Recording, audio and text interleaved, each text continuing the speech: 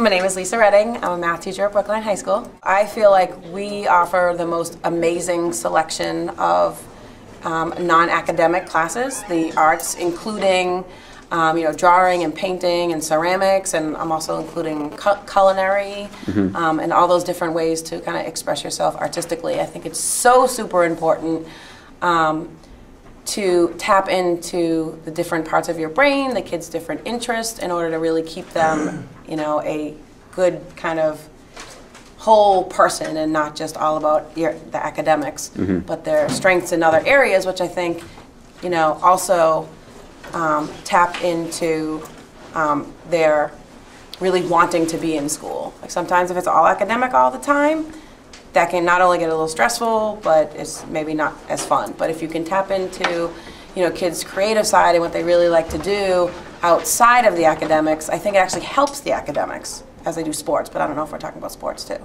No. Just arts, yes, absolutely. Very important, I think, for the whole person to develop. Do you think that kids who are really involved in the arts do better in your classes?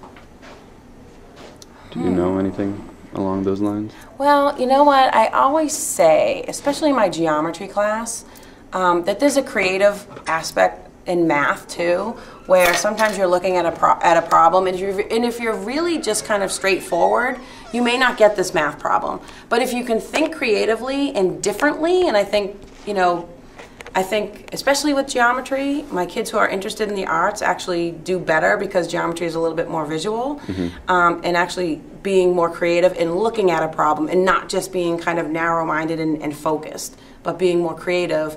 That allows you kind of to open up your brain and approach a problem in a more creative and interesting way, and not just one way where if it doesn't work out that one way, then you don't know how to do it another way.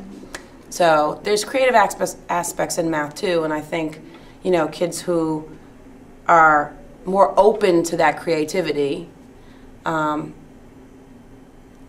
do better in that. And I think those kids who are more open to that creative side are more artistic.